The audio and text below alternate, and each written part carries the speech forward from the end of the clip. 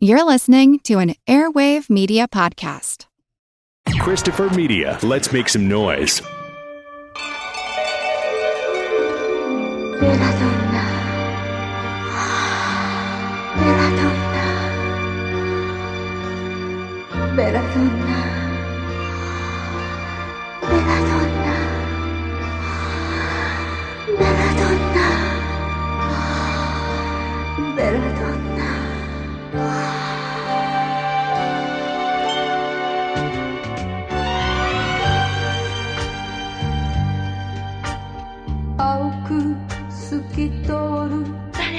Hello. どっから来たの？私はいつもあなたのそばに。わかりますよ、ジャンヌ。あなたのことなら何でもわかるの。あなたは悪魔です。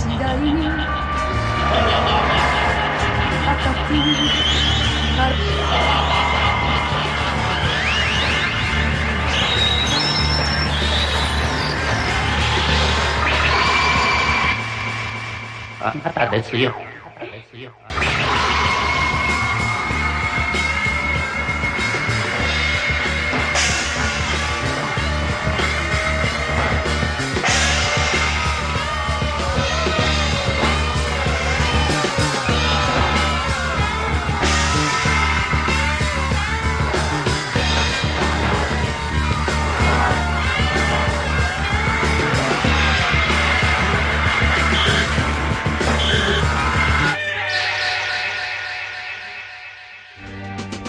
ベラドンナ美しい女ベラドンナ恋をした女悲しみの足音はまだ聞こえてこないベラドンナ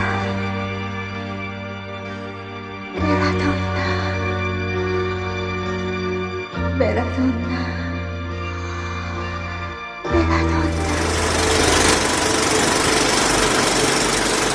Welcome to the Projection Booth. I'm your host, Mike White. Joining me once again is Ms. Heather Drain.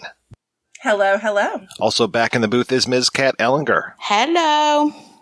This week we are looking at Eiichi Yamamoto's Belladonna of Sadness. Released in 1973, the film is an animated story of Jeanne and Jean, two poor young people in France during the Middle Ages who get married. However, when the John family, when John, the man, can't pay the ruler 10 cows in tribute for their wedding, the ruler decides to take his payment out on Jeanne, the lady, via deflowering her. This sets the tone for the film and for our young couple's relationship.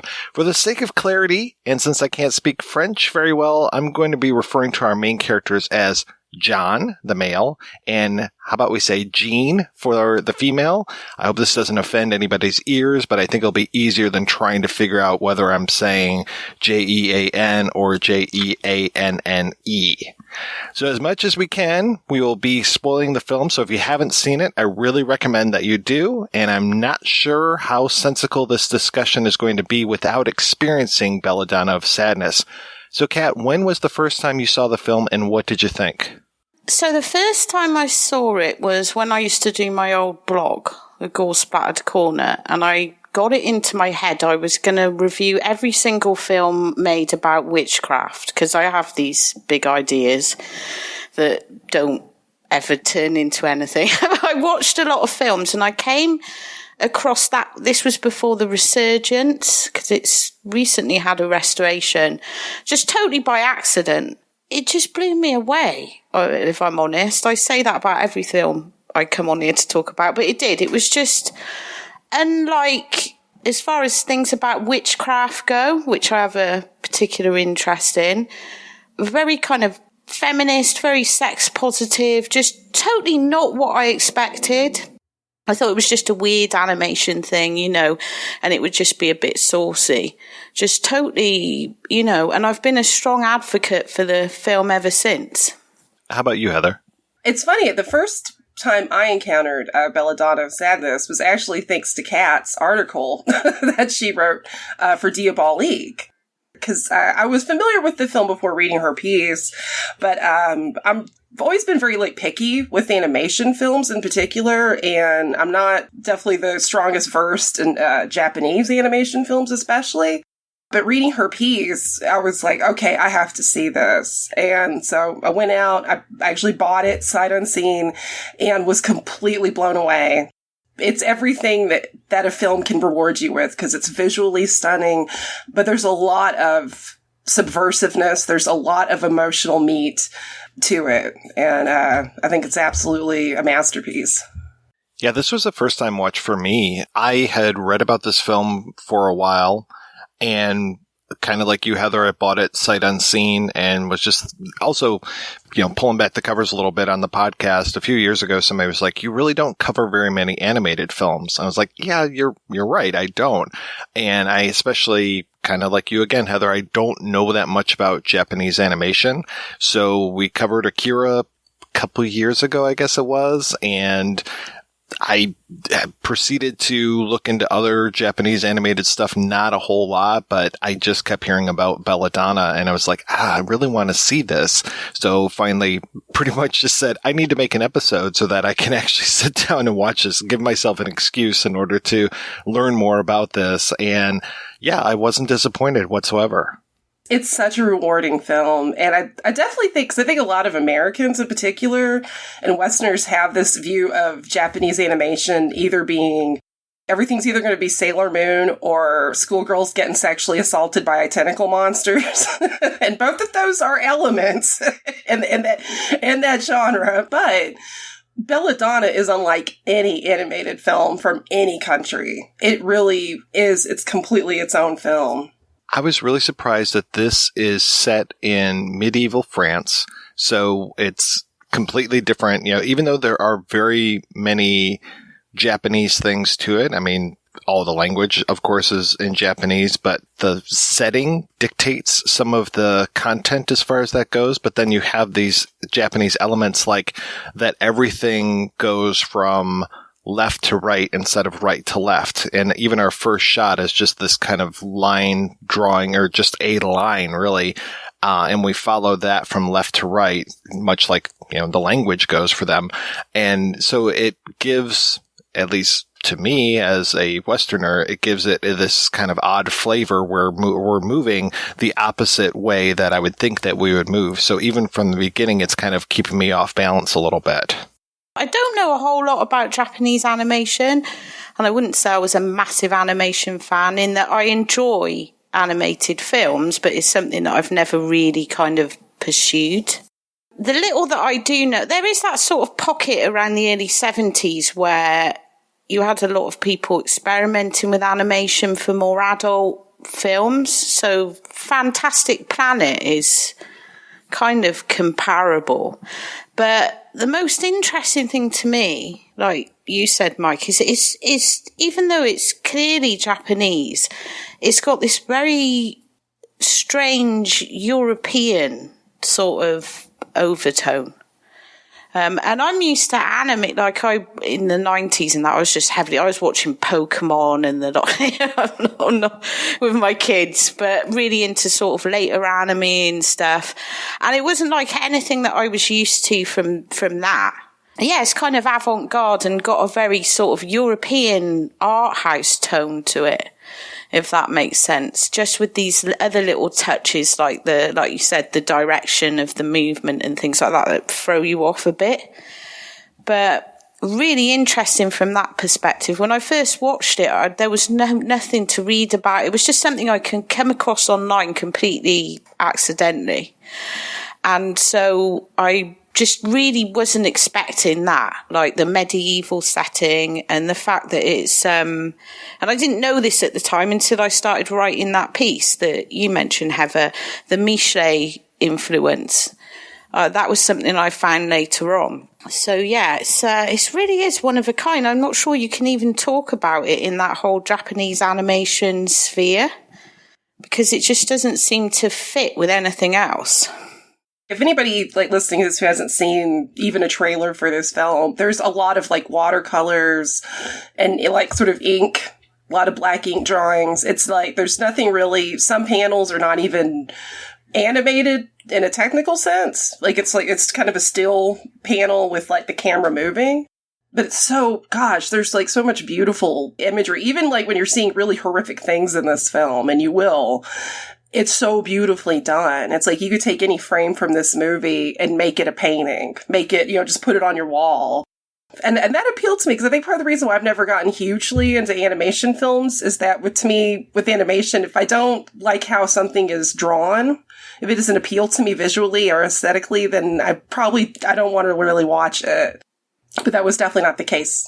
Kind of reminds me of the early Borowczyk stuff as well, though, because he does that sort of static animation and just collages and stuff. Not totally in his style, because it's got its own style, but it definitely seems to connect more to that than what I'd associate anime.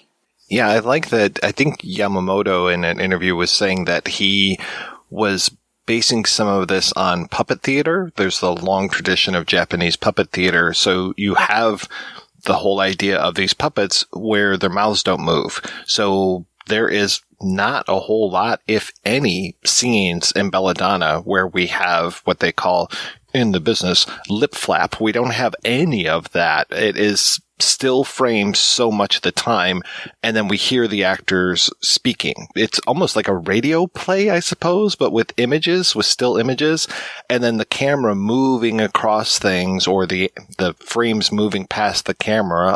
I imagine that it was camera over the frames, but that's how we get a lot of our motion. Then we do get actual animated sequences, and those are done in so many different styles. There's one sequence about midway through where it just turns into this real head trippy. I can imagine just being on acid or really potent drugs of some kind, watching this and like tripping out in the in the early 70s to this. There's so many different things. And then Heather, you brought up the watercolors, and yeah, it just, the style of these drawings, and that you can see, or the paintings, and you can see the actual brush strokes on these. And there are so many just absolutely gorgeous elements to this. And then you get, I love the long panels that we get where we are panning across this and we are getting told these stories, and we have these breaks in the panel. Like we'll have the villagers looking to the right and then the villagers looking to the left, and it basically is taking us into the next part of the story. Just incredible storytelling with the way that this movie is made. I don't know if you guys kind of thought this too, but at one point later on in the film, like where there's a shot of Jeanne dancing, and it almost, I know it wasn't technically rotoscoped, but the way the motion was kind of done, it reminded me of some of Bakshi's. And that's the only comparison I'd ever make about anything in this film to Ralph Bakshi's work. The way, I don't know, it looked kind of almost like pseudo-rotoscoped, I guess, because not technically rotoscoped. But that's a technique I actually have always really liked in animation. I'd much rather see rotoscoping than CGI. It's like Mike said, though, almost from scene to scene, the style isn't consistent. As you move along, 1 minute you're in this sort of psychedelic orgy, which is a bit like those Sesame Street animations, but with porn. Those 70s ones when they do the numbers and stuff on the pinball machine and everything. It kind of reminded me of that.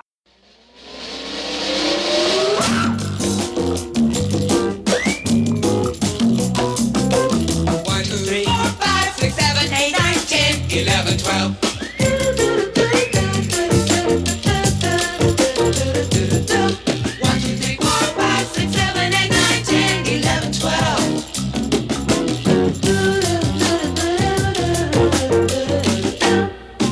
12! Yeah, kind of right. And just every scene seems to be like inspired by something else. And in anything else, that possibly wouldn't work. It would just become too overwhelming. But for some reason, it just seems to make perfect sense with this film. It really does. And that's such a beautiful point because, yeah, I mean, at one point you have a sequence where it's almost like Peter Max style where it's just all these like almost like kind of Western iconic, like pop culture iconography. And then at one point, which is, not to jump too far, but one of my absolute favorite visuals in this film is you see Jeanne as a red-faced sphinx. When I first saw that, my jaw just dropped. It's like, oh my God. And then like when she kind of lifts up and outstretches her arms, it completely made me think of Kenneth Anger as the Magus in Invocation of My Demon Brother, because he does the same exact motion. Yeah, it totally seems to tie into that whole, which I don't really know whether this was ever much of a thing in Japan, but if you think the early 70s, late 60s, you had that whole kind of explosion of occult culture that came out of counterculture. And I don't know if that was part of Japanese culture, but it seems to vibe in with that, more of an American and a British thing. You had a kind of resurrection of, you know, almost like at the end of the fin de siècle, which was when Michelet was writing. You basically had a counterculture there where a lot of people left the church and they got into different versions of occult practice. You know, you had the Golden Dawn around that time. Aleister Crowley came out of that. You know, you had this whole thing at the end of the century.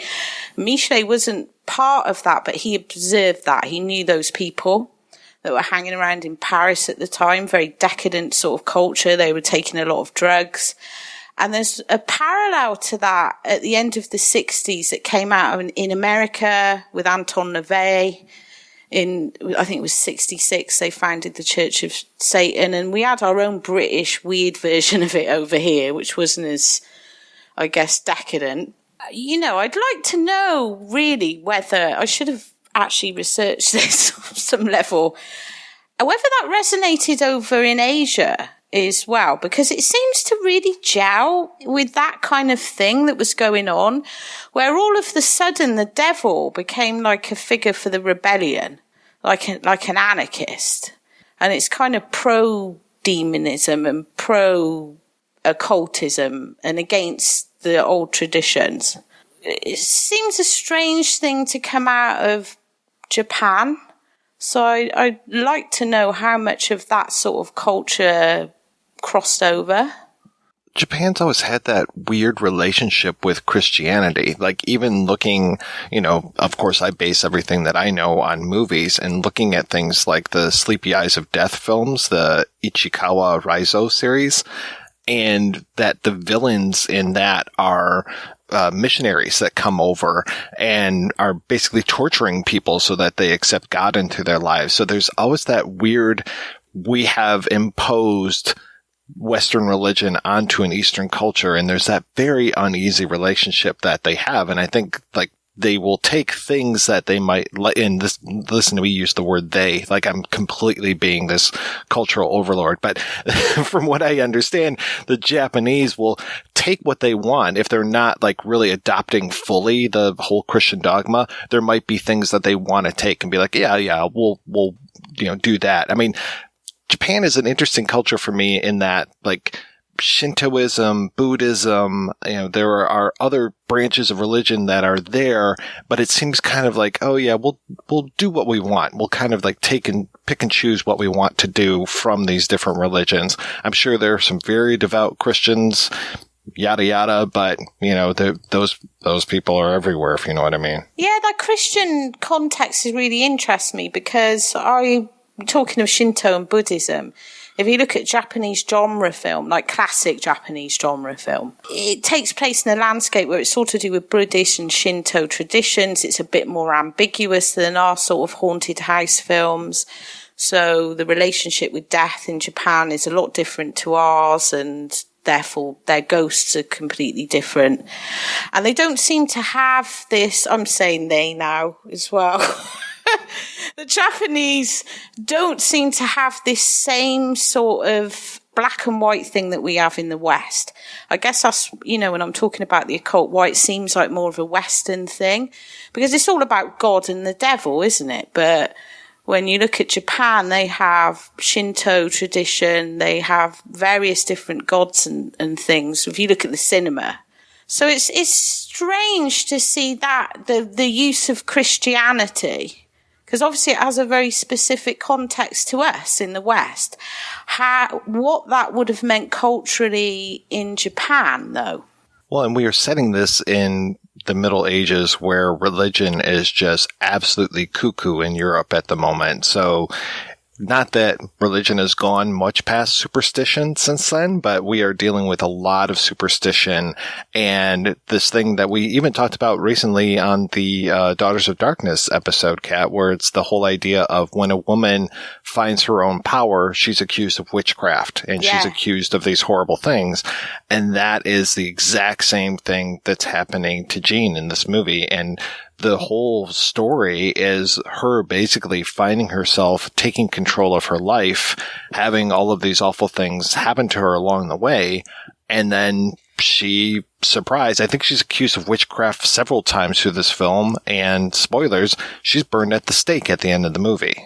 Burned at the stake that's shaped like a crucifix.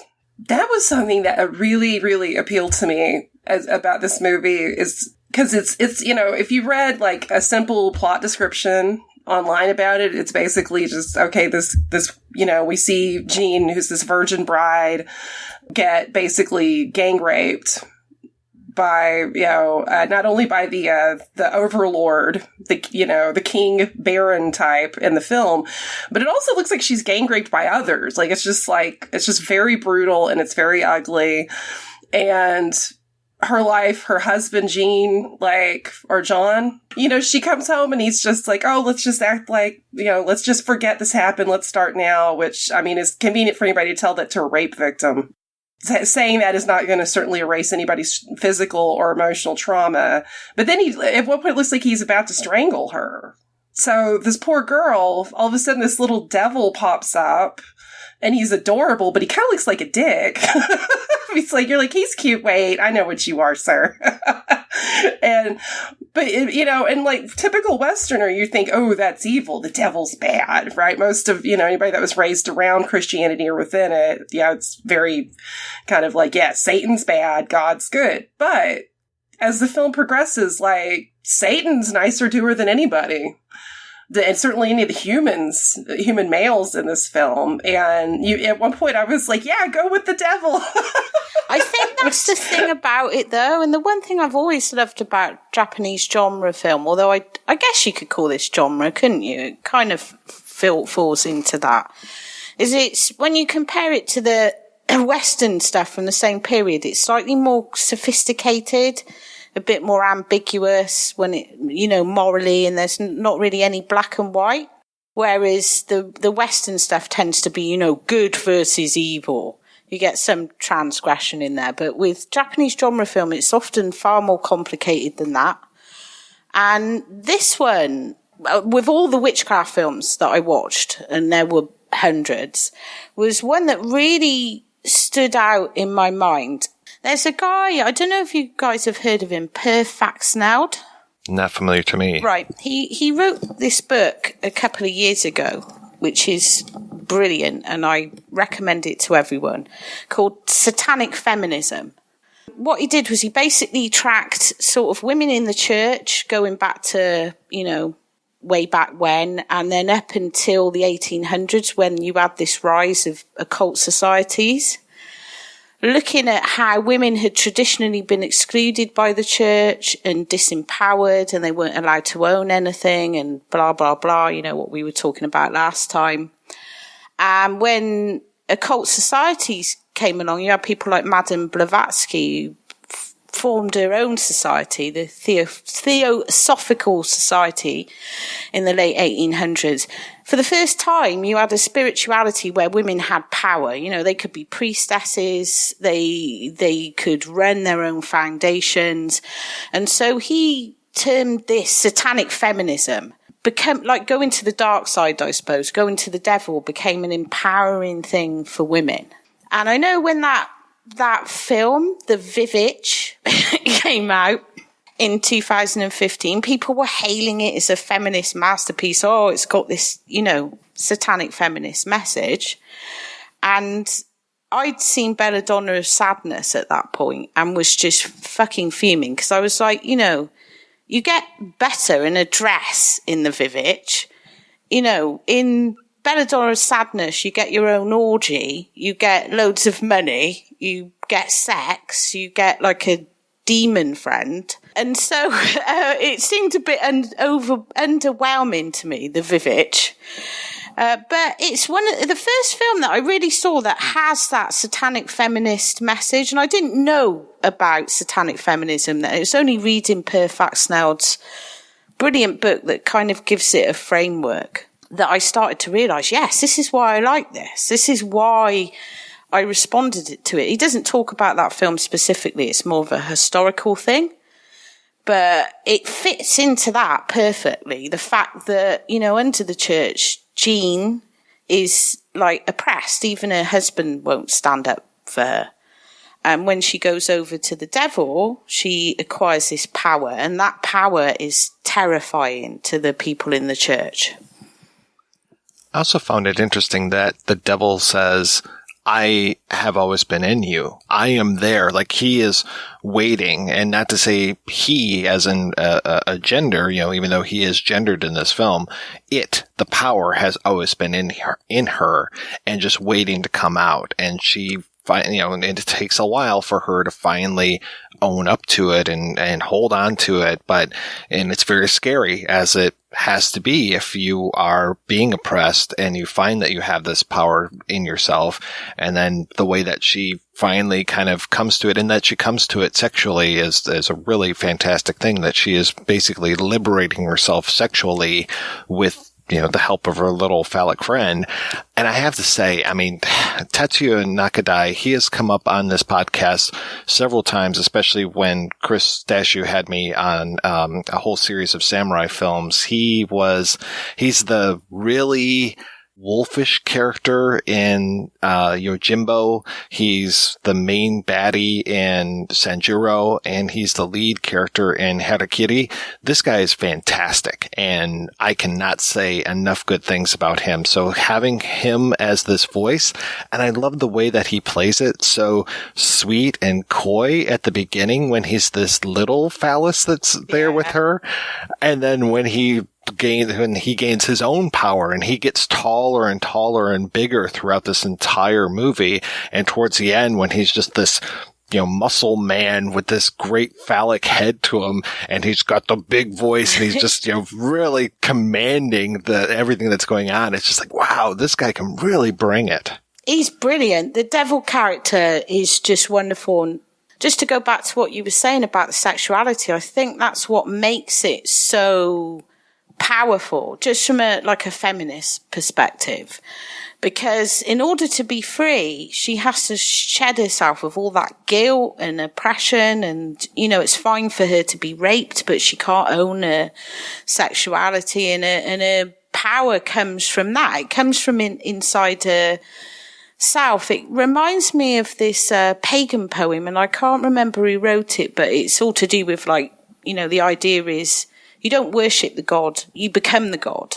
And that God is always within you. And there's a line in this poem that says, you know that to find me, you need to stop looking and look within yourself. And it's that line when he's like, I've always been here. It seems to tie to that very specific, I guess, a neo-pagan tradition, which is really interesting. It's all about female sexuality.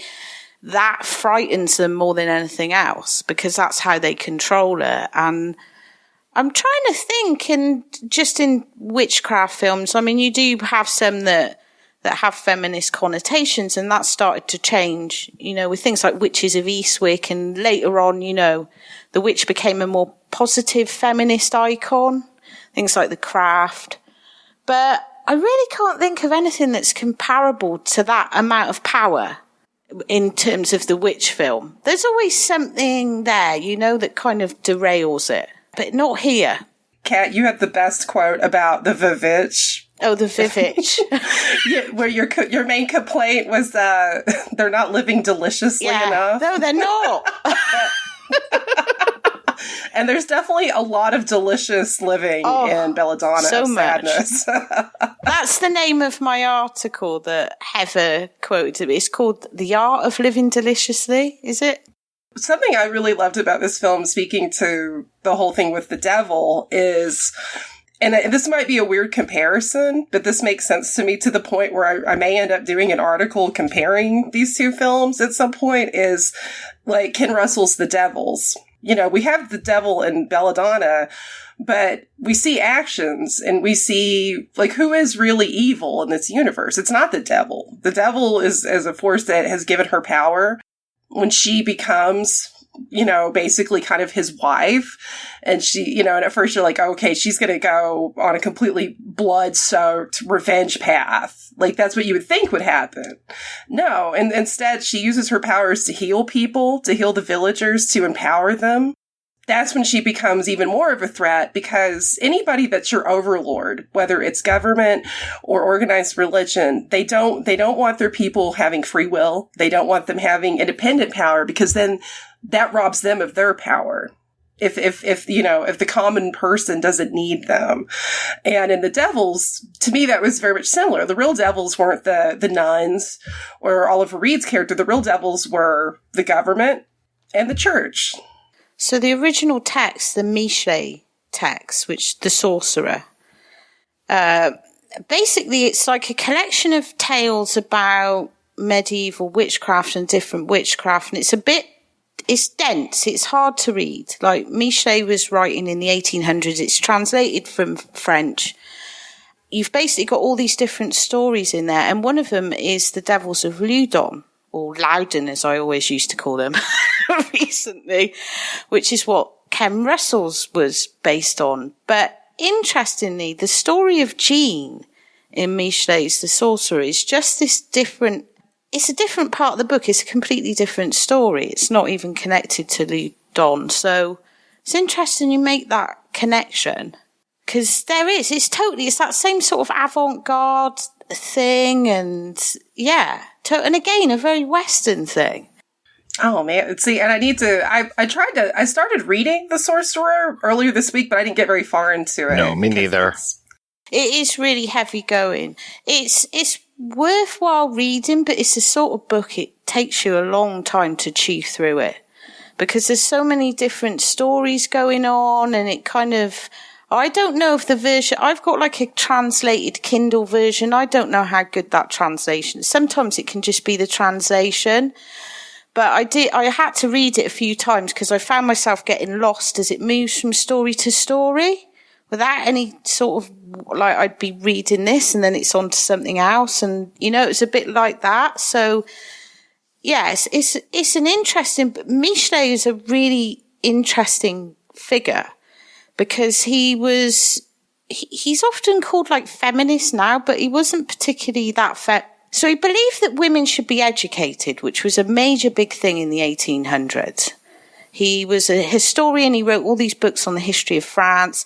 He hung out with all those cool guys in the Parisian fin de siècle, you know, like Debussy and the occultists like Huysmans and that. He was kind of on that scene, but like as a observer. So he would write things that observed the cultural mores of the time. He believed heavily in women having education, which seems incredibly feminist. But when you look at why, and he probably was for his time, what he really wanted was, you know, women to be educated so they'd make better wives. So that's where the feminism stops with Michelet. I think for his time he was, you know, very forward thinking, because education for women was a big thing then. You know, people were fighting for it. And he wanted women to be intellectual equals to their husband. But it was still very much in this framework of being married. But he was using witchcraft, though, to kind of comment on the class differences. He believed that witchcraft in those times, in those feudal times, was like a response to this very oppressive thing where, you know, the serfs were less than human. They were out working on the land and they were owned by the landowner, or the guy in this film. What are we calling him? The Baron or whatever he is. The Baron, yeah. Yeah, because he seems like a king, but he's not the king of France. So, yeah, I think they refer to him as the Baron. Like a feudal lord, isn't he? And so Michelet saw witchcraft as an act of rebellion and resistance. that like after dark, when the masters had gone home, these serfs would go out and they'd have witchcraft rituals and parties and bacchanalia, and that was their thing. That was their way of fighting back. So some of that transfers into Belladonna, like that sentiment. Jean becoming associated with the devil is a form of resistance. It's a form of rebellion. She's not a power-hungry, greedy person. That's not her bag. And when she does get, like Heather said, when she gets that power, she uses it to help people. Well, not everybody, but she uses it to help. She uses it to heal. And so it's like more of a rebellious thing, which is wonderful. And we should talk about the character design of the Baron as well, because the devil, even though he's the cute little phallus at the beginning and kind of a little bit more intimidating, he is not the nightmare fuel that the Baron is, with those, looks like 3 bones sticking out of his head and that skull-like, visage. It's like, what the hell is going on? He is the most demonic character in this entire film. It's got like almost sort of like this, it's more aesthetically beautiful, of course, but it's like Skeletor, basically, from He-Man. And that's just another kind of really smart touch. Also, like at one point in the film, you notice a character, I believe it's his wife, says, what Belladonna or what Jean's doing is a rebellion against God. It's a rebellion against you, as if God equals the Baron. And that, which is something that's, you think about it, how things are right now, like nothing ever changes really that much in history. It's like you have people that are fundamentalist Christians in the States that say they love Jesus, but they'll listen to Donald Trump before they'll listen to anything that, Christ actually taught.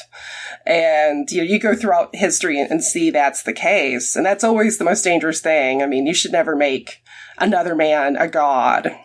Well, I think it's because it's more than relevant now with what's happening in the States. When you look at how they treat Jean, and she's basically at the beginning, it's a bit like Braveheart, isn't it? The women are given to the Lord on their wedding night. I was thinking Caligula. Yeah, that kind of thing. You're property of this Baron, and so he gets first dibs. But it is kind of that, isn't it? Like, now we seem to be reverting back to that, these big power figures who use the church to justify what they're doing, the fact that women are losing more and more of their autonomy. For a film that was made, getting on for 50 years ago now, the fact that it's still relevant is quite shocking. It's very sad, but it's something where I'm like, well, this is, that's why art's always so important, because you can watch a film like this and get like a really good insight into real life. As psychedelic and as ethereal at times as this movie is, the message is on point. You think about like the deeds of the Baron are far worse than anything that Jean or even the devil does. Like, but yet they say, oh no, we don't want this evil. But meanwhile, they're, gang raping women. They're letting their people be, basically starved to death. They don't care. It's all about money. It's all about power. They send their sons to some war that's not needed. And, I think about what's going on right now is we have people saying, they would rather condemn a girl that's, wants an abortion because she's been raped instead of condemning the rapist. That's actively happening right now. Not to get preachy, because I know, Mike, you apparently the show is. I know, I was going to say, we're verging on being a bit too liberal. I think we better talk about the tits, because we're getting a bit too liberal and a bit too political now. There are lots of boobies in this movie. Yeah. Very, very pretty boobies. Yeah. Lovely. The loveliest boobies, right? Talk about relevant, the whole idea of, so Jean, you mentioned that she cures the village because we've got the Black Plague that shows up at one point. And then when she cures them with an extract from Belladonna, which I find to be fascinating because it's supposed to be a poison, but she's able to basically transmute it into, here I'm getting into Dune territory. She's able to transmute it into the water of life. but that she's helping out the people of the village. There's a montage where the Baron and the lady are talking to these villagers and basically trying to dig up dirt on Jean. And they go through and they speak to 3 different villagers, if memory serves. But the one that really stands out for me is the middle woman who... It talks about how her husband wants to have sex with her all the time, and she seems to enjoy sex, but they cannot afford to have any more children.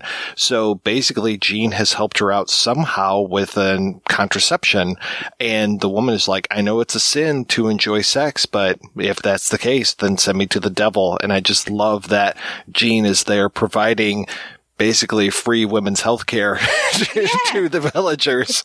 She's the Planned Parenthood of this village. Yeah, she's brilliant. She is such an empowering figure. I think even though she is crucified at the end, burnt at the stake, even after all that, it's still incredibly empowering because she continues on with her fight. She's not broken. And even though she has to leave, she's made some changes. Well, it's such a message of hope that the one religious guy, that very tall religious guy that stands in the background of a lot of these shots, that he says that if they burn her at the stake and her heart still, or her soul still belongs to Satan, then Satan wins and Satan goes out and propagates throughout all of the rest of the world. And so they're trying to scourge her and make her see the light of God and all these things. And when they end up burning her at the stake later on, because that's about midway through the film that happens, when they burn her at the stake later on, she hasn't given her soul to God. She still belongs to the devil. Basically, she still has her own self-determination, and that infects the world. And I love that the movie ends with the shot of Liberty there leading the people. And basically, yeah, Jean is basically, if we're to read this right, she's the spirit of liberty that leads the French people to the revolution and ends up allowing everyone to self-determine themselves. Yeah, that's how I read it as well. I find it incredibly empowering. And like a guy who wrote for our magazine a while back, before I was editor, to slip this in. And one of my first jobs as editor, this is going to sound really petty now, I'm saying it out loud. But basically, when I took over as editor, I found this old piece on our website, and I rarely remove any old content, but somebody had accidentally gone to see this film. Some wokester, very young wokester, trying to be diplomatic, had gone to see it at a screening and was absolutely outraged by it, completely missed the feminist message, completely missed the empowerment, was absolutely outraged at the rape scene, which, like Heather said, is brutal, but it's in abstract animation, for fuck's sake. And he thought that it was made for titillation because there were naked people and sex in a cartoon. But part of my rage at reading that made me respond by writing my own article, which is, that article is one of the things I'm most proud of in all the things that because I was just so inspired to write it. Partly because of that guy and partly because it was, I think, just about to get the restoration as well. And I just wanted everyone to see it. Yeah, just really missed the whole point of, I just thought were you watching the same film? Because it's not, there is a lot of sex in it. There is a lot of nudity. There are uncomfortable scenes. There is rape in it, but it is totally not like hentai or, it's a decadent film, but it's got such a strong, empowering, pro-life, pro-liberty, pro-woman message that I don't know how the hell you could read anything else into that film unless you were knobhead. Anytime somebody starts complaining about, it's problematic, Heather. It's problematic. It's problematic. It's always some annoying, like not to generalize, but it's always like some dude. It's always some dude saying like, that's sexist, and it's like, okay, tend you for schooling me on feminism, sir. I think there is this kind of like knockback though with these woke young dudes, tend to be young. I'm generalising now as well, and it's awful. But they kind of read feminism as being almost entirely devoid of sex. They have no idea that there are different strands of feminism, and for a lot of feminism, the key empowering point is sex. Because women, if you look at how we've been traditionally oppressed, it's been through our bodies, through our sexuality, through our ability to reproduce or not reproduce, through our looks and, you know, whether we subscribe to a certain standard. Even our names are changed based on our fucking marital status. And, you know, we're told to be nice girls and not to be the slut and, you know, not to own your sexuality because that's going too far. People will think bad of you. And even now, that's still relevant, possibly more relevant than many other things that feminism, modern feminism throws up. And I think that message gets lost. You know, that's how we control women. That's how they're controlling women now. They're taking away women's choice of what to do with their contraception, with their reproductive choice. They're taking that away. That's how you control women. Men have never traditionally been controlled in that way. And so to see a film like Belladonna with such a strong message of like this sex positive message, a woman who can find empowerment through allowing her sexuality out and releasing all that guilt, is just incredible. But this woke fucker sees a pair of tits and just goes, oh my God, it's objectifying women. Because of course, you know, we're just infantilized, you know, we don't ever want to have sex because that would be anti-feminist. Just, I'm sorry, I'm going to go into a ranty. You're completely right, though. It's funny because, like, the rape in this film is portrayed like as how rape should be. It is brutal. I mean, it's not sexually graphic. It's done in a very artful way. I'd actually would almost liken it to, you know, there's a scene in Hodorowski's Fandor Elise where you basically realize Lise as a child was molested, but the way Hodorowski does it is very, like, not abstract, but kind of surreal, but it's actually almost more powerful because of that. And I think the sexual violence, the rape in this film, you could say the same thing. People look to be offended. I don't understand why it's hard for the middle to be found, because, like, political correctness when it's extreme is annoying and it's harmful and it makes people very, like, censorious. Like, you know, oh no, this piece of art hurt me. You know? Yeah, I mean, that this image. idea that any woman who's on screen being sexual, that she's some tool of oppressed patriarchy, that she can't actually own that and choose to be there. And, you know, she can't own that. It's just as damaging as the people on the right, I find. You know, you had in the early 70s, you had a rise of pinky violence films, which were also really misunderstood genre that gets accused of sexism a lot and, you know, gets written off as porn by outsiders. But you had basically in the early 1970s, people like Meiko Kaji, who's a fucking feminist icon, if there ever was. Films like the Prisoner Scorpion series, Female Prisoner Scorpion, which were rape revenge. You had, you know, these stories of tough women coming out of difficult environments and taking revenge on these oppressive men. And they were sexual as well. And I think that's why they often get misinterpreted, because there is an aspect of voyeurism and titillation in them.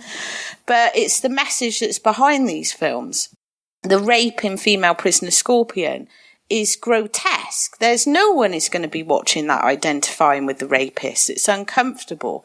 But that's the whole point. It becomes the catalyst for her to become Scorpion, this character who then goes out and wreaks revenge on these men that have damaged her. And I think Belladonna's Sadness kind of ties into the pinky violence movement. And even the song, and I don't know who did the title song. It's like one of the songs out of Female Prisoner Scorpion. So do these like title songs.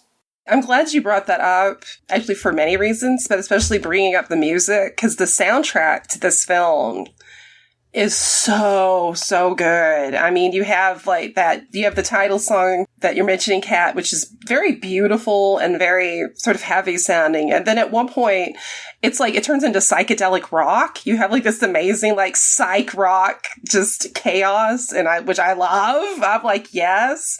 And especially once the orgies start happening. I mean, if you're going to have... The orgy music is just the best.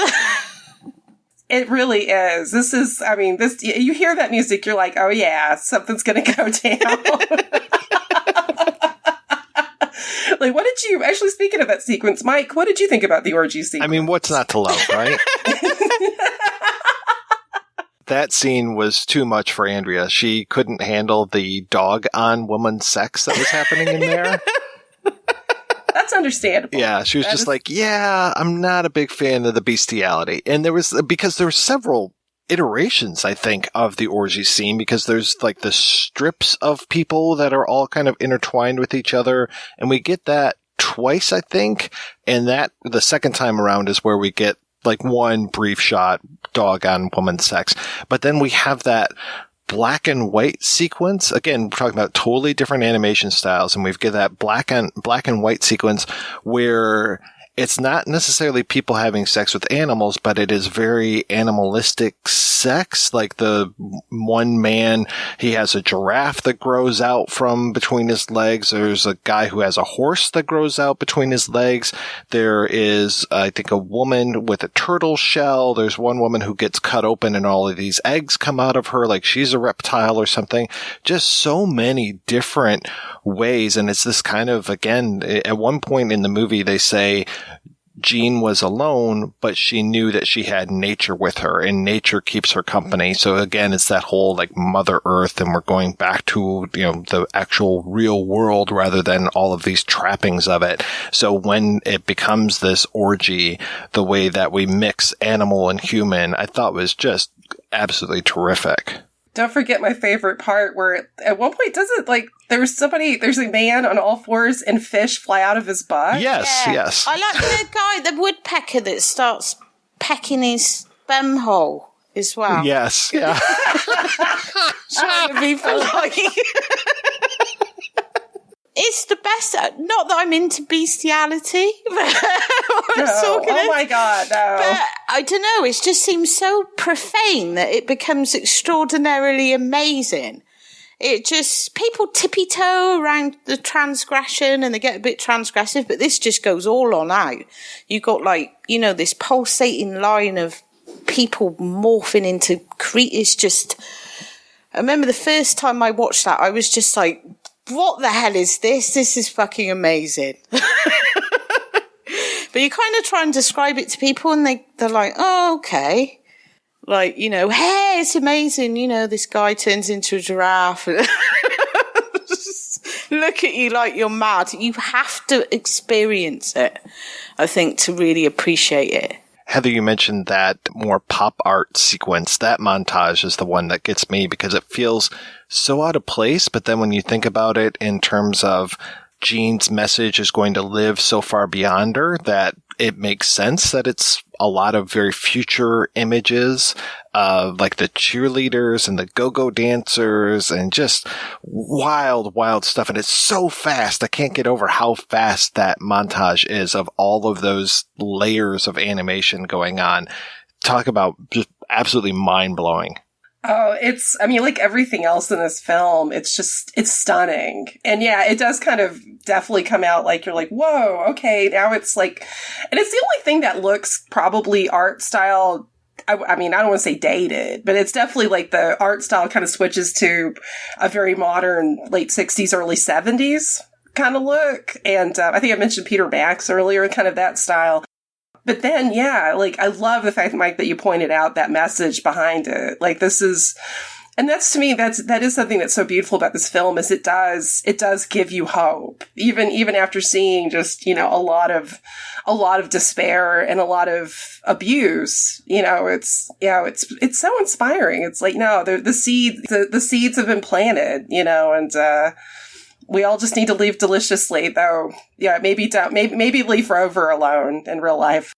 We didn't mention, actually, some of the main animation style is very consciously done in the style of Gustav Klimt, who's one of my favourite artists, and he did a lot of art that was based on pagan, like, it's part of that whole kind of revival I was talking about. You had a lot of artists who were inspired by Romanticism and by old pagan romantics, and When Jean finally goes to the devil and he holds her, it almost seems like a recreation of Klimt's The Kiss, that painting The Kiss, where he's sort of... Yeah, we talked about that on the Bad Timing episode. Yeah, it's like very consciously emulating that, which gives it a really clear foundation in this sort of... It's the devil, but it's a pagan devil, which is different to the Christian idea of the devil. Because I love Klimt anyway, and some of the most beautiful, they're paintings really, aren't they? They're not cartoons, they're not animations.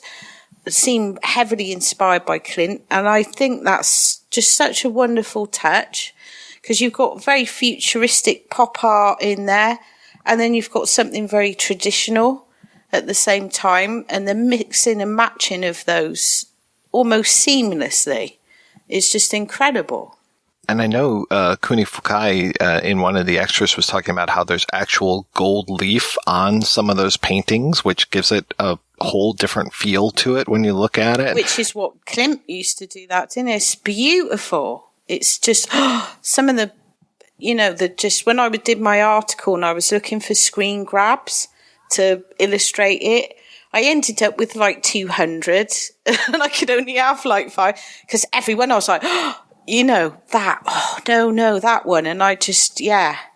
I love those moments of like the villagers running after Jean, or when they're laughing at her or John, and the faces and the way that the faces overlap one another, and it just becomes this huge, like we're kind of tilting down on these faces and they're going past us, and it just looks fantastic.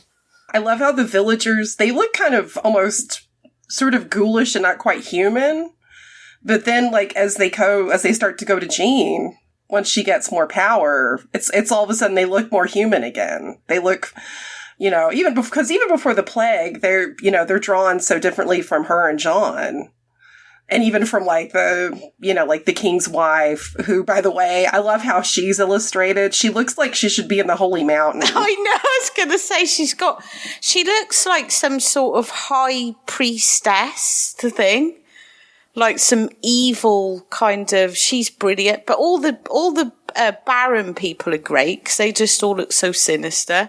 And then the villagers, they're so good. And they're all, and there's no one cares about perspective in this because everyone's like completely different heights and it's just madness. They're like a giant person and then the villagers are great as well. And then you've got Jean, who's kind of like the only really beautiful looking person in it to start with. He's drawn completely differently. It's great. Oh, it's so good. And Mike, you mentioned the page. It's funny. I actually, when I first watched this, I thought the page was the woman until like he goes to Jean and he's like, I'm in love with the queen, but she'll never love me because of my status, which of course Jean has the best response. Who cares about status? What a great anti-authoritarian response. I'm like, yes, girl. I didn't realize that status was given to you by God, and that to transcend status was a sin. And then the way that the Baron later on is just like, hey, listen, I'll change you to nobility. I'll change you to being second only to me. It's just like, wow. Okay. Because he does have that power, quote unquote, of God. And like I said, I didn't realize that was, you're born into that class. You stay that class forever, like the Hindu caste system. And I didn't realize that was a thing in Europe. Yeah, in the feudal times, they really, and we talked about this on Daughters of Darkness, if you were born a serf, you stayed a serf. And the people in power saw themselves as, because a lot of their power came from their affiliation to the church as well, was you were akin to God. But it really is all to do with birthright. It was all to do with birthright. And once you were there, that was it. And so to have Jean, who's a serf woman, transcend that is an incredibly powerful thing. Because she escapes this sort of class oppression and, through her own power, which is something that would have never have happened then. Which is why Michelet was looking at paganism as a form of rebellion for these people, the serfs, because they had no power. This was the only thing that they had that was their own. And so he saw that as something that was empowering to them, and that the church the way he's writing, it's like the church are the oppressors, and, you know, the paganism is like the freeing thing. And the film really captures that, I think, that spirit. If you can take one thing away from that book with all its higgledy-piggledy tales, it's that. You know, go worship the devil and, you know, fuck your masters, because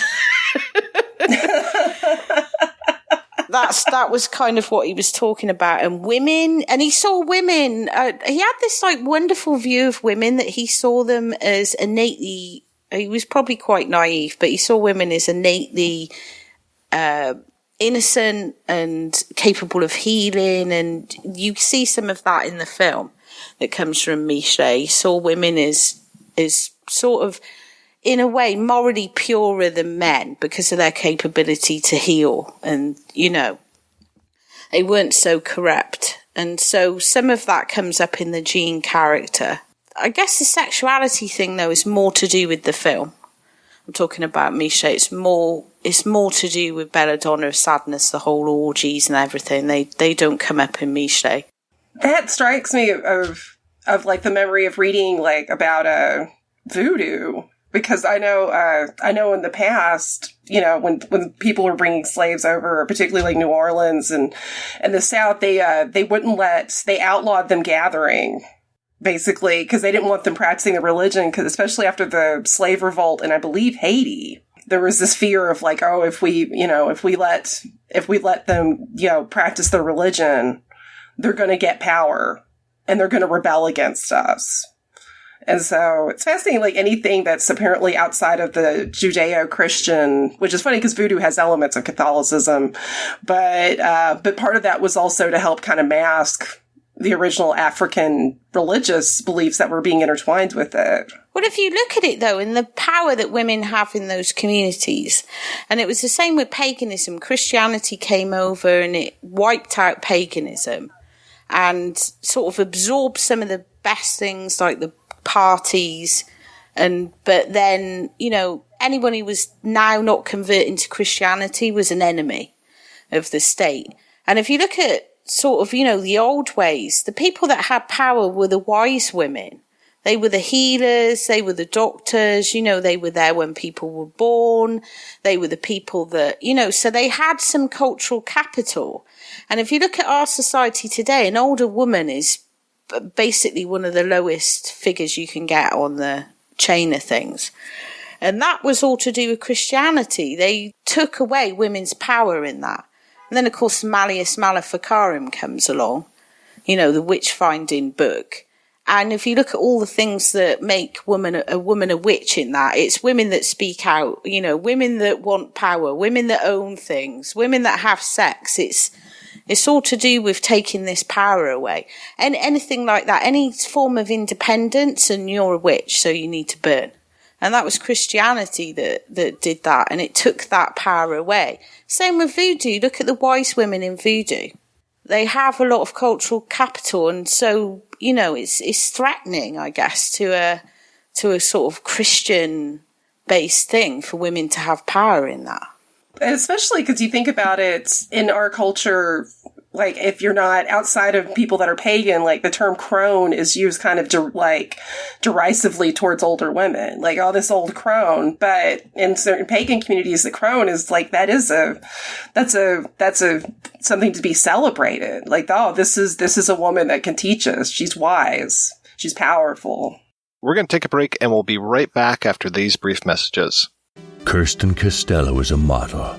She has the face people want. She has the look people desire. But now, something else wants her look. Something wants her face. Something not human. Night Waves, the debut novel from David Irons, is a new chapter in terror. Night Waves, the novel. From Cosmic Egg, an imprint of John Hunt Publications. Available now at all good bookshops. Hello, I'm Mugumbo, and I am a potaholic. I have been known to consume 4 or 5 of these underground commentaries a day, salivating for the next episodes. I have tweeted the creators of these shows and offered sexual favors for validation and conversation. I put these hosts high on a pedestal, but for some reason, I can never climax until I listen to the Traumatic Cinematic Show. What is the difference, you ask? The Traumatic Cinematic Show has my own self-defecating voice on it. Nothing gets me off faster than thinking about myself. So when you are sitting around nude, pleasuring yourself to the voices of strangers, check out traumaticcinematic.com, because we'll give you a reach around. You can also find us on traumaticcinematic.podomatic.com. I'm on the internet.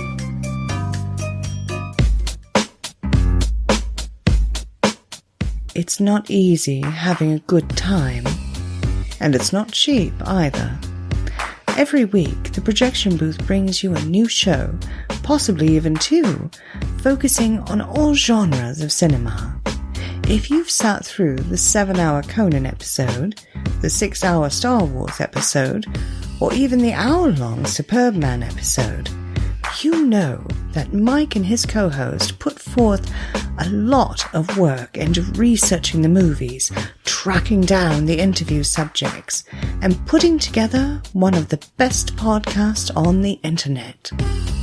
Now I'm asking you if you can repay all that hard work by giving back to the projection booth. The show has a Patreon fundraiser at Patreon. That's patreon.com/projection booth. You can donate as little as $1 a month. That's $12 a year. At least 50 great shows and 2 terrible ones. That's the price of 2 matinee tickets. Now isn't the projection booth worth it? Once again, that's patreon.com/projection booth. Donate today. It's the right thing to do.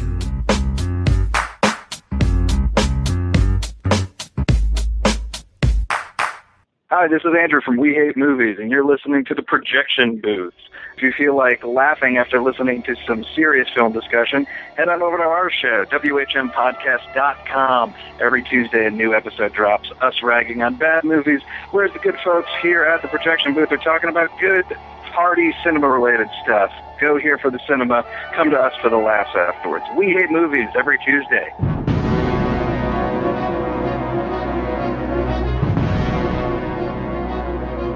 All right, we're back, and we're talking about Belladonna of Sadness. So, Kat, I know you already mentioned some of the other films that were out around this time. I was doing a little research as far as animated films that came out in the 60s versus animated films that came out in the 70s.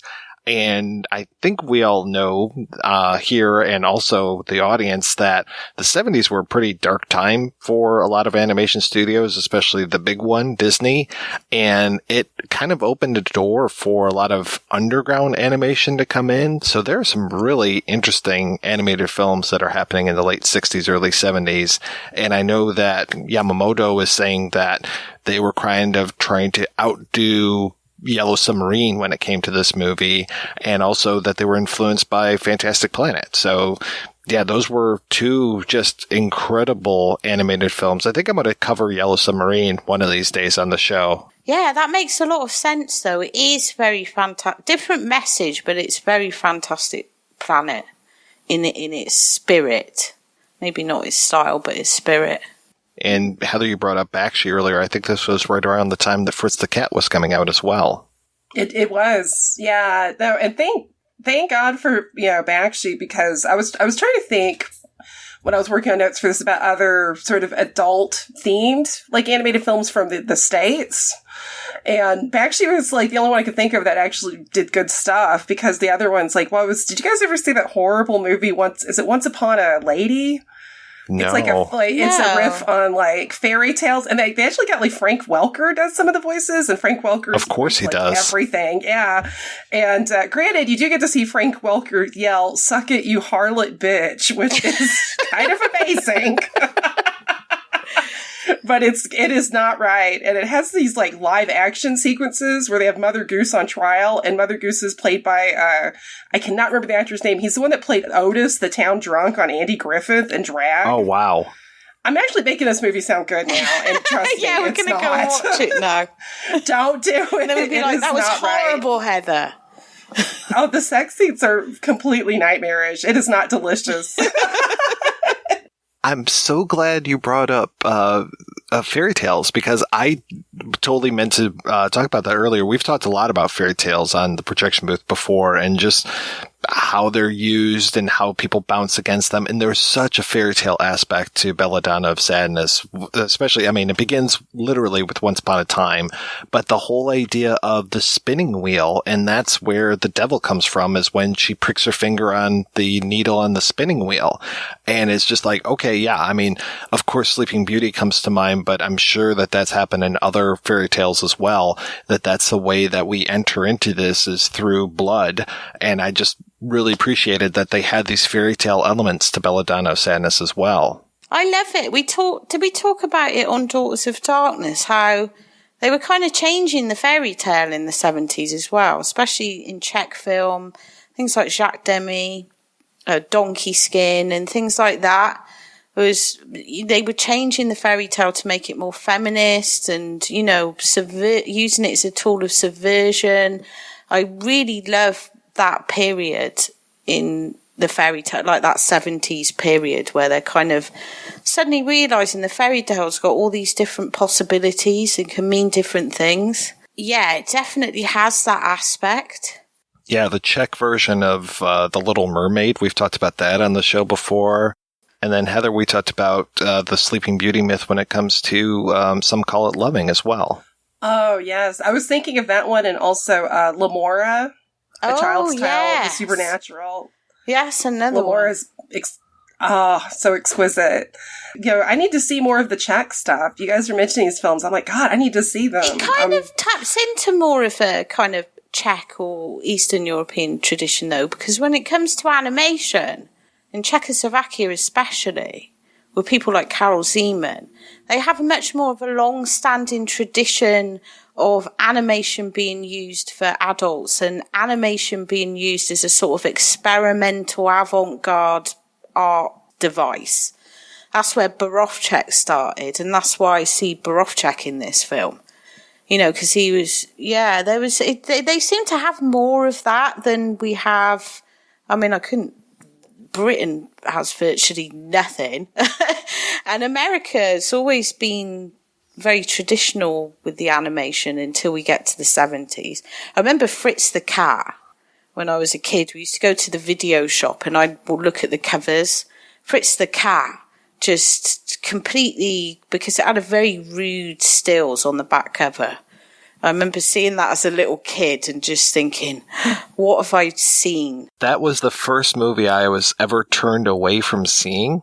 I was literally an infant in the back seat of my parents' car, and they would not let them go see it at the drive-in because I was a child and this was rated X. Oh my God. The movie came out in 1972. I was born that year. We just want to take him to the nice cartoon. Yeah, I was sullied by that cover of Fritz Cat. I didn't see it till years later, but it always stuck with me, you know, picking it up and just being really kind of like, I hope my mother hasn't seen me looking at this. But also curious. My faux granddaughter was asking the other day to see Alice in Wonderland, and I was just like, oh my God, what happens if I actually have Jan Svankmeyer's version of Alice on my Plex? Talking about being scarred for life. Oh yeah, here you go. Here's Alice in Wonderland. Fuck you. Oh, so good though. So good.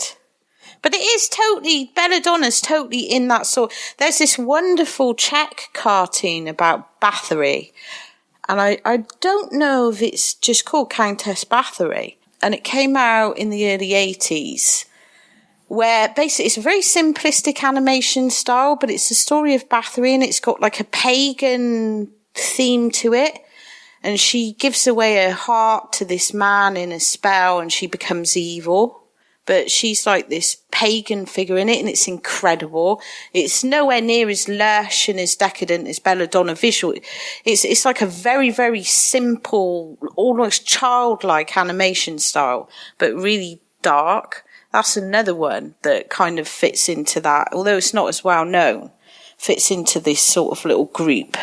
I should probably say that this was the third of what some people call the, Animago trilogy? Or some people call it like the Mushi trilogy, because there were two other films that came before this, and I watched parts of each of those, but I have to say that Belladonna really just stands out as being so completely different than those other films. And I mean, whatever, they were impressive. I mean, full-length animation is always impressive, but they did not take me the way that Belladonna did. No, I haven't seen them actually since the first time I saw Belladonna, and I was going to rewatch them for this show, but this is going to sound really unfair. They didn't make that much of an impression on me, to be that honest.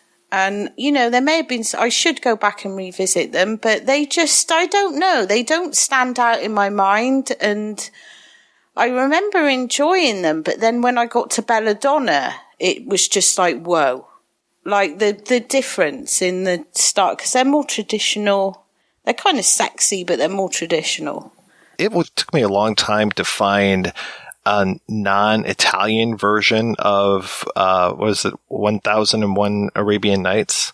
I don't know. I think I might have one of them. I might have watched without subs now. I got them from a place I'm not sure we're allowed to speak about. So I'll leave it nameless. Yeah, they just, I don't know, it sounds awful. Someone's probably going to go, oh my God, they're amazing. But I don't remember them actually leaving that much of a, I might have even just skimmed through them for I've got a habit of doing that. Yeah, he just didn't live up to Belladonna. He just did not live up to it at all. I think, that was like a very conscious thing though, wasn't it, on behalf of the director? Didn't they like give him a go, and then he was just getting more and more outrageous, just wanted some freedom in what he was doing, and kind of digressed from what they wanted him to do? It seems like the company that he was working for was pretty much starting to go out of business around this time, and they just didn't give a fuck, is what the impression was that I got from these interviews. So it's just kind of like, well, we're going out, so going out on a bang. Because what I do remember from the other ones was they looked more in the style that I imagine Belladonna was going to look, if that makes sense. More in what I'd associate with that sort of Japanese animated style.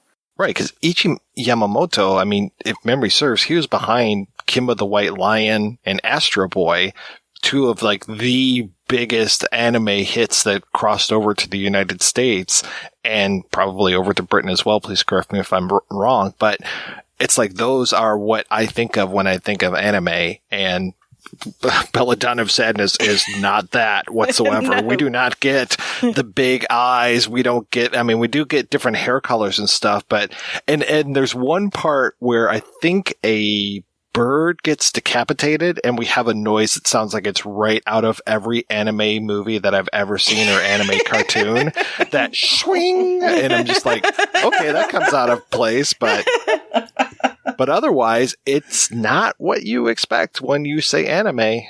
No, whereas the other two are more traditional. I don't want to put people off them. I could just be talking out my backside and just, you know, they didn't stay with me. But then I think it'd be very hard to compete with something like Belladonna of Sadness.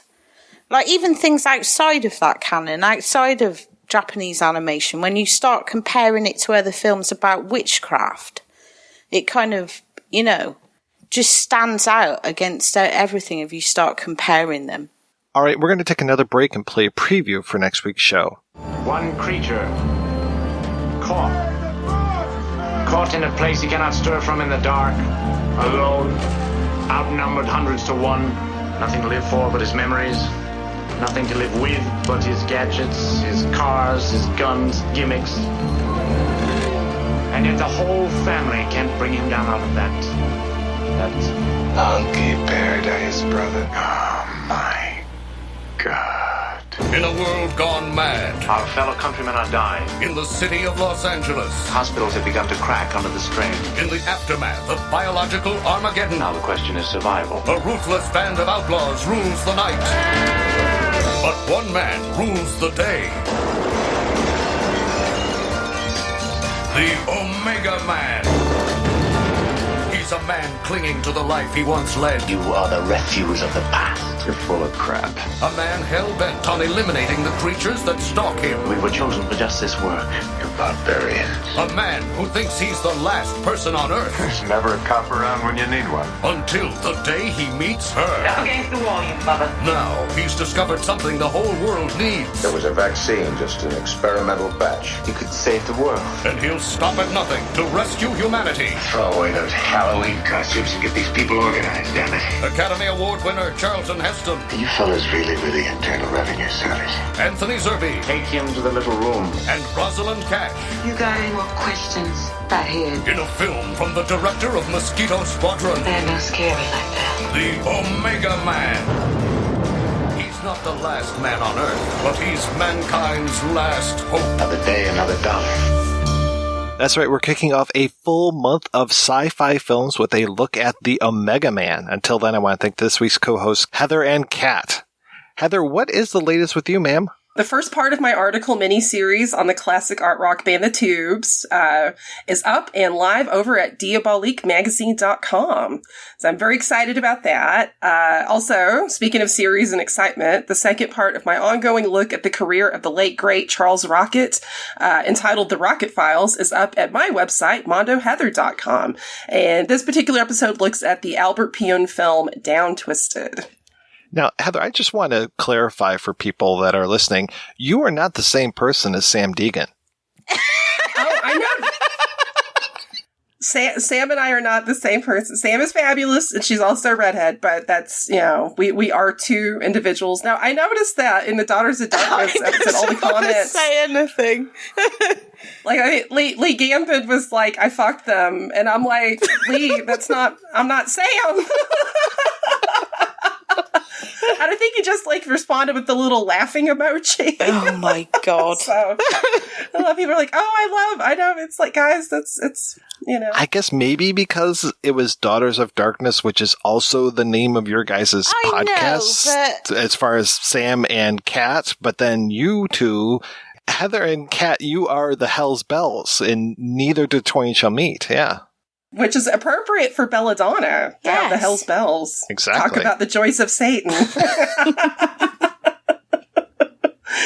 So, yes, Sam is fabulous, and I highly encourage everybody to listen to the Daughters of Darkness podcast with her and Kat, because it's fantastic. But yes, we are not the same person. And Kat, how is the busiest lady on the British Isle these days? Oh, God. Well, I do want to say, Heather's Tubes article, actually, please check that out, because it's brilliant. I love it when Heather gets a little inspired seasons on. And I said this on the last episode, but I am nearly finished editing the next episode of Hell's Bells. I swear. I'm not like Mike, who does one a day. I'm there 2 months editing. So yes, that's coming soon. I'm really excited because, as I said on the last projection booth, we were experimenting with format on that one. And what else? Oh, I just did liner notes for the Old Boy set that Arrow were doing. They're bringing out the big swanky version of that with a poster and 3 discs and whatnot. And I also did a couple of essays for some Amicus films for Second Sight, which was fun because I took a completely different route on those to the classic horror people. So I'm just waiting for the rants to come in on that one. And that's about it. But yeah, hopefully by the time this airs, our Hell's Bells should be ready as well. Thanks again, ladies, for being on the show. Thanks to everybody for listening. Please head on over to the website, projectionboothpodcast.com, where you can find out more about today's episode. You'll also find links over to iTunes, where you can rate and review the show, and to Patreon, where you can make a donation to the show. Donors get early access to every episode as long as I'm not running late. Every donation and every rating we get helps the Projection Booth take over the world.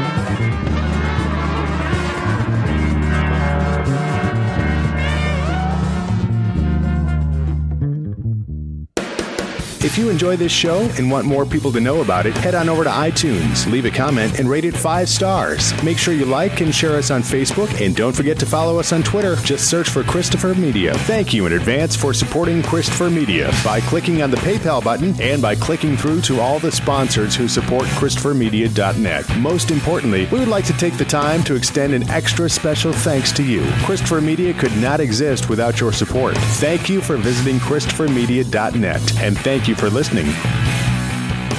Christopher Media. Let's make some noise.